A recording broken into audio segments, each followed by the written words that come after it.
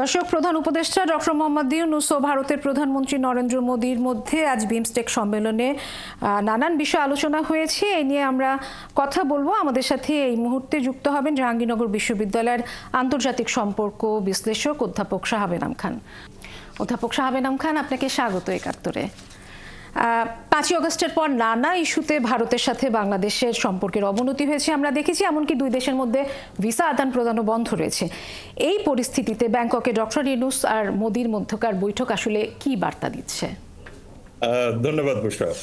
আমার কাছে যেটা মনে হয় যে এটা খুব গুরুত্বপূর্ণ একটা বৈঠক ছিল, এই কারণে যে বাংলাদেশের পরিবর্তিত পরিবেশে এবং নতুন রাজনৈতিক অবস্থায় ডক্টর মোহাম্মদ ইউনূসের সাথে ভারতের প্রধানমন্ত্রী নরেন্দ্র মোদীর যে সরকারি লেভেলে কথাবার্তাটা হলো, তাতে যে আমাদের মধ্যে একটা গ্যাপ ছিল সেই জায়গাতে কিছুটা প্রশমন হবে। বাট যে জিনিসটা সবচেয়ে গুরুত্বপূর্ণ সেটা হলো অন্ততপক্ষে এখান থেকে এক ধরনের ডায়ালগ বা যোগাযোগের সৃষ্টি হয়েছে, যেটা অনেকটা সময় ধরে ছিল না। এটা একটা। দ্বিতীয় আরেকটা গুরুত্বপূর্ণ বিষয় হলো যে এই জায়গাতে বাংলাদেশের যে অবস্থানগুলি, অর্থাৎ বাংলাদেশের জাতীয় স্বার্থের সাথে যেসব বিষয়ে সম্পর্কিত সেগুলিও তুলে ধরা হয়েছে এবং ভারতও তাদের যে অবস্থান আছে সেটাকে তুলে ধরেছে। সুতরাং দুই পক্ষের মধ্যে এই আলোচনাটা ভবিষ্যতে অন্য বাইল্যাটারাল লেভেলের আলোচনার দিকগুলিকে আরো বেশি মজবুত করবে এবং সামনের দিকে আমরা এগিয়ে যেতে পারবো।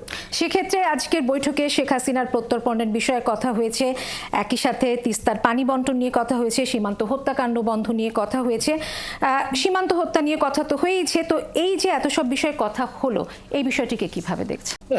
প্রথম কথা হলো যে বাংলাদেশের সরকার প্রধান বাংলাদেশের অবস্থানটা ক্লিয়ারলি তুলে ধরেছেন, যেটা অনেকদিন ধরে অমীমাংসিত আছে। এবং সেই জায়গাতে শুধু বর্ডার না, সেই জায়গাতে কিন্তু এই যে বাংলাদেশের প্রাক্তন প্রধানমন্ত্রী আছেন, ওনাকে ফেরত পাঠানোর ব্যাপারে একটা অবস্থান জানার চেষ্টা করেছেন। নিশ্চিতভাবে সেটাতে ভারত সরাসরি কোনো উত্তর দেয়নি।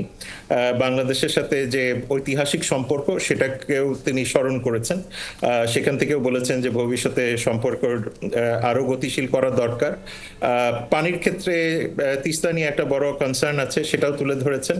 আর সর্বোপরি সবচেয়ে বড় ইম্পর্টেন্ট যে পয়েন্টে এসছে, যে ভারত বলতে চাচ্ছে ইনক্লুসিভ ইলেকশনের কথা, বাংলাদেশে বলছে একটা পার্টিসিপেটরি ইলেকশনের কথা।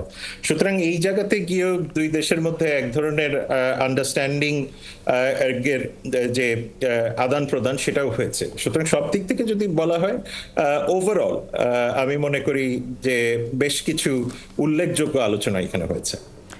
অধ্যাপক শাহাব এনাম খান, অনেক ধন্যবাদ আপনাকে আমাদের সময় দেওয়ার জন্য।